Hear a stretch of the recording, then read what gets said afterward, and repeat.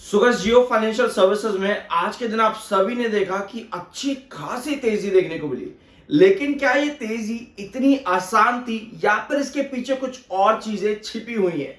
अगर आप इस चैनल पर लगभग सिर्फ एक हफ्ते से ही हो तो आपने एक चीज जरूर सुनी होगी। साल 2024 305, 310, 332 ये तीन लेवल्स आपने सुने होंगे अगर आप पिछले एक हफ्ते से भी हो इस चैनल पर। हमने देखा कंपनी ने क्वार्टर वन के नंबर्स अनाउंस करे बहुत अच्छे, बट कुछ नहीं मिला। 332 के बाद भी वहां से नीचे गिरता चला गया। हमने देखा अलियांस के साथ में कंपनी का जॉइंट वेंचर हुआ, बट कुछ नहीं मिला, वहां से भी शेयर नीचे की तरफ डंप किया 319 के बाद 310 पे। हमने देखा भैया जॉइंट वेंचर्स पर जॉइंट वेंचर, दो जॉइंट वेंचर में कंपनी ने लगातार इंडेक्स फंडिंग वगैरह चीजें दी, बट कुछ नहीं मिला।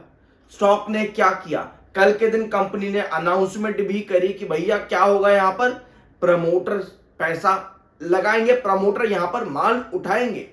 नया फंड रेज अलग तरीके का कंपनी ने यहां पर किया जिसमें दो प्रमोटर्स के नाम आए। कल के दिन इस अपडेट को मैंने पूरी तरह से आप लोगों के साथ डिस्कस भी कर दिया था चैनल पर। लेकिन क्या सिर्फ इतने से ही आज जो आपको तेजी दिखी, बस इतने से ही?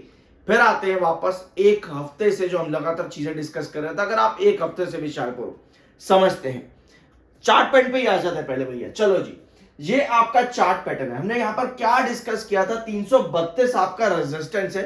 आज भी अगर आप हाई देखोगे 332 ही आज का भी, लेकिन 332 का यहां पे हाई लगाने से पहले तक, उसके बाद 332 का यहां पे हाई लगाने के बाद स्टॉक 305 310 पे आया। क्यों आया?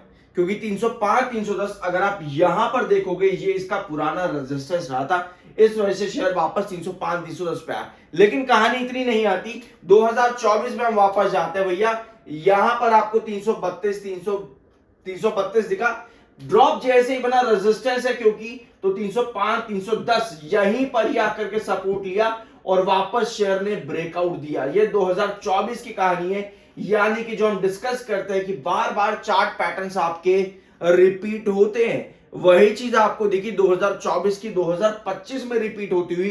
332 से 305 310 जिस तरह से 2024 में हमें देखने को मिला था, वही कंडीशन ब्रेकआउट 305 310 से।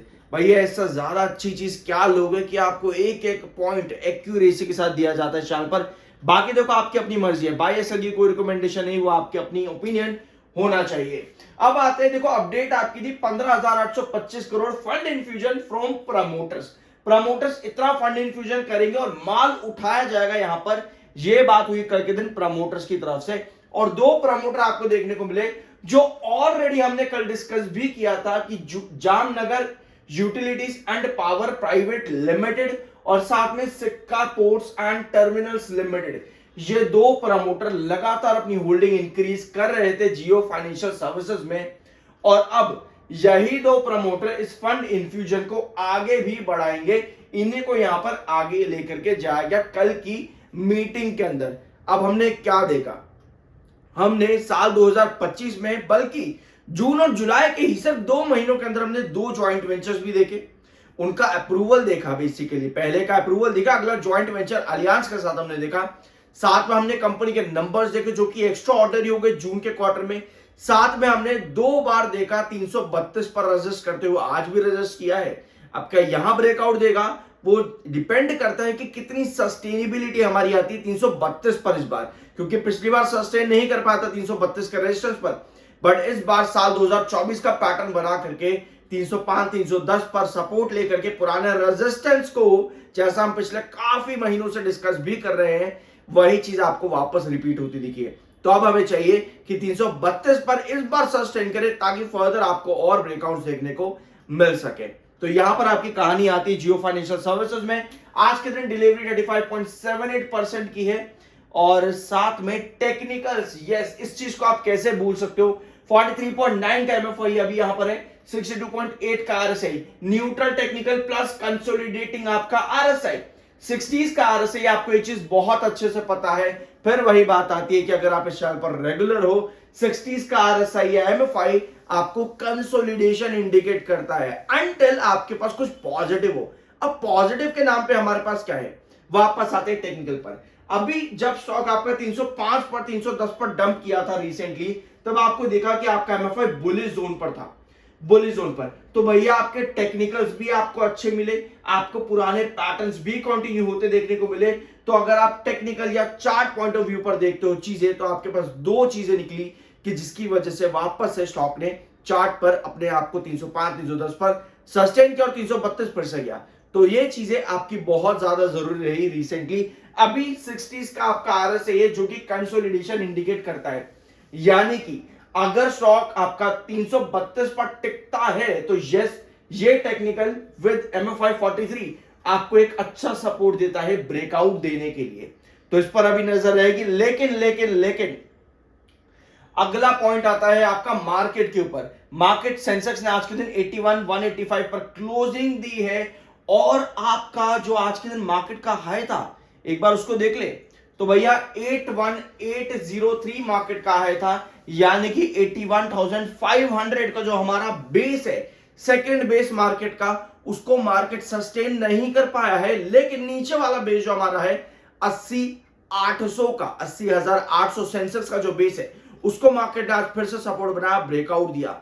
अब सिमिलर कंडीशन आपकी मार्केट में भी बन रही है, सिमिलर कंडीशन आपकी जियो फाइनेंशियल में भी बन रही है, क्योंकि जियो फाइनेंशियल ने भी 332 का रजिस्ट किया और मार्केट ने भी 81,500 का रजिस्ट किया। यानी दोनों चीजें अगर आप यहां पर लेके चलोगे, क्या हमें मार्केट का यहां सपोर्ट मिल सकता है कि जियो फाइनेंशियल सर्विसेज इस बार 332 को ब्रेकआउट कर दे? अगर मार्केट 80-800 के ऊपर टिका रहता है तो यस, बहुत हाई पॉसिबिलिटी बनती है कि हमें इस बार 332 का ब्रेकआउट देखने को मिले। हमने ऑलरेडी 2024 का पैटर्न अभी आप स्क्रीन पर देखा ही है। एक बार खुद से भी जाकर के मार्क करना है चीजों को कि क्या हमें इस बार सूटेबिलिटी नजर आ रही है, यहां पर इस बार भी कंडीशन थोड़ी सी अलग जाती देखने को मिल सकती है। रिसर्च करने में कोई बुराई नहीं होती, ये बहुत अच्छी चीज और बहुत हेल्दी चीज रहती है। आपको पता है कि 3 दिनों से मैं भी बहुत ज्यादा एक्साइटेड था कि कब कंपनी की बोर्ड मीटिंग हो इस फंड रेज को लेकर के, और कल हुई सबसे बहुत जल्दी, मतलब मैंने आपके साथ वीडियो भी शेयर कर दिया जैसे कंपनी ने ये बोर्ड मीटिंग की अनाउंसमेंट, मतलब की डिटेल्स जो है मेंशन कर दी थी। मैंने आपके साथ तभी के तभी फटाफट वीडियो भी अपलोड कर दिया, लगभग 33 सेकंड हुए थे मैंने वीडियो स्टार्ट कर दी थी वहां पर ही। अब एक कमेंट मेरे पास हो रहा था कि भाई एक किसी भी टॉपिक पर, जैसे मैं किसी भी टॉपिक पर वीडियो बनाता हूं, मान लो जियो फाइनेंशियल पर ही, भाई तू जियो फाइनेंशियल पर इतना वीडियो क्यों बनाता, लगता है तेरा बहुत पैसा फंसा हुआ है। भाई क्या चाहते हो, क्या चाहते हो? मतलब फॉर एग्जाम्पल लेते हैं कि कोई एक बंदा किसी देश की सरकार के खिलाफ वीडियो बना रहा है, ठीक है, कोई एक बंदा किसी देश की सरकार के खिलाफ वीडियो बना रहा है, तो क्या वो इसलिए वीडियो बना रहा है कि भाई वो उस देश का प्रधानमंत्री या प्रेसिडेंट बन जाए? क्या वो इसलिए वीडियो बना रहा है? तो मतलब यार ये क्या है, ये कैसे कमेंट है कि भाई तू उस पर वीडियो बनाने लगता है, बड़ा पैसा फंसा? भाई अगर मेरा पैसा फंसा है वहां पे तो मैं उसको उठाने निकालने या फिर उसको एवरेज करने की कोशिश करूंगा ना, कि मैं यहां बैठ के वीडियो बनाऊंगा। क्या है मतलब यार, ये बहुत बहुत अजीब अजीब, भाई समझ नहीं आती ये चीज। तो मैंने इसको कई बार डिस्कस किया, भाई वीडियो अपनी जगह, स्टॉक अपनी जगह, भैया अपना रिसर्च अपनी जगह, आपका रिसर्च अपनी जगह। वीडियो बनाने का पर्पस ये नहीं होता कि ये इसको मैं उठाऊंगा, इसको मैं गिराऊंगा, या ये मैं यहां मेरा पैसा फंस गया तो भैया इसको मैं उठाऊंगा अपने पैसे को, ये पर्पस नहीं होता। तो भैया ये चीजें बंद कर दो।